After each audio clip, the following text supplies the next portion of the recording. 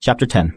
He found himself in the neighborhood of the asteroids 325, 326, 327, 328, 329, and 330. He began, therefore, by visiting them, in order to add to his knowledge. The first of them was inhabited by a king.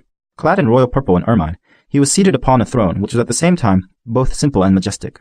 "Ah, here is a subject," exclaimed the king when he saw the little prince coming. And the little prince asked himself, how could he recognize me when he had never seen me before? He did not know how the world is simplified for kings. To them, all men are subjects. "Approach, so that I may see you better," said the king, who felt consumingly proud of being at last a king over somebody. The little prince looked everywhere to find a place to sit down, but the entire planet was crammed and obstructed by the king's magnificent ermine robe. So he remained standing upright, and since he was tired, he yawned. "It is contrary to etiquette to yawn in the presence of a king," the monarch said to him. "I forbid you to do so." "I can't help it. I can't stop myself," replied the little prince, thoroughly embarrassed. "I have come on a long journey, and I have had no sleep."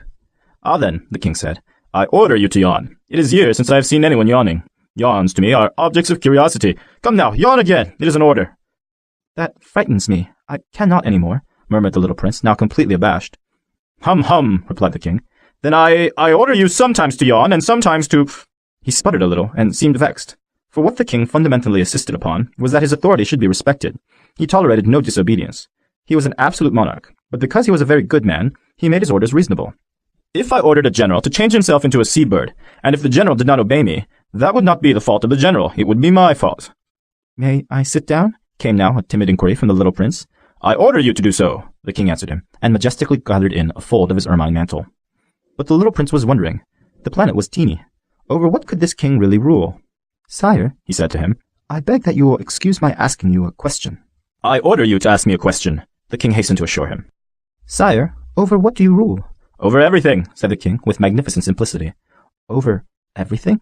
The king made a gesture, which took in his planet, the other planets, and all the stars. "Over all that?" asked the little prince. "Over all that," the king answered. For his rule was not only absolute, it was also universal. "And the stars obey you?" "Certainly they do," the king said. "They obey instantly. I do not permit insubordination." Such power was a thing for the little prince to marvel at. If he had been master of such complete authority, he would have been able to watch the sunset, not 44 times in one day, but 72, or even 100, or even 200 times, without ever having to move his chair. And because he felt a bit sad as he remembered his little planet which he had forsaken, he plucked up his courage to ask the king a favor. "I should like to see a sunset. Do me that kindness. Order the sun to set." "If I ordered a general to fly from one flower to another like a butterfly, or to write a tragic drama, or to change himself into a seabird, and if the general did not carry out the order that he had received, which one of us would be in the wrong?" the king demanded. "The general or myself?" "You," said the little prince firmly. "Exactly. One must require from each one the duty which each one can perform," the king went on.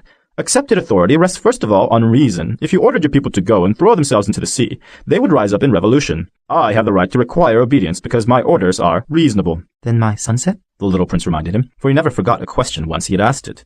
"You shall have your sunset. I shall command it. But, according to my science of government, I shall wait until conditions are favorable." "When will that be?" inquired the little prince. "Hum, hum," replied the king, and before saying anything else, he consulted a bulky almanac. "Hum, hum. That will be that will be this evening about 20 minutes to 8, and you will see how well I am obeyed."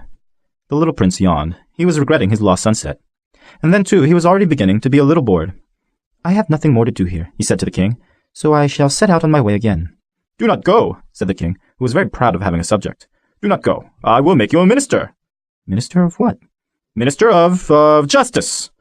"But there is nobody here to judge." "We do not know that," the king said to him. "I have not yet made a complete tour of my kingdom. I am very old. There's no room here for a carriage, and it tires me to walk." "Oh, but I've looked already," said the little prince, turning around to give one more glance to the other side of the planet. On that side, as on this, there was nobody at all. "Then you shall judge yourself," the king answered. "That is the most difficult thing of all. It is much more difficult to judge oneself than to judge others. If you succeed in judging yourself rightly, then you are indeed a man of true wisdom." "Yes," said the little prince, "but I can judge myself anywhere. I do not need to live on this planet." "Hum, hum," said the king. "I have good reason to believe that somewhere on my planet there is an old rat. I hear him at night. You can judge this old rat. From time to time you will condemn him to death. Thus his life will depend on your justice. But you will pardon him on each occasion, for he must be treated thriftily. He is the only one we have." "I," replied the little prince, "do not like to condemn anyone to death, and now I think I will go on my way." "No," said the king. But the little prince, having now completed his preparations for departure, had no wish to grieve the old monarch. "If your majesty wishes to be promptly obeyed," he said, "he should be able to give me a reasonable order. He should be able, for example, to order me to be gone by the end of 1 minute. It seems to me that conditions are favorable." As the king made no answer, the little prince hesitated a moment. Then, with a sigh, he took his leave. "I made you my ambassador," the king called out hastily. He had a magnificent air of authority. "The grown-ups are very strange," the little prince said to himself, as he continued on his journey.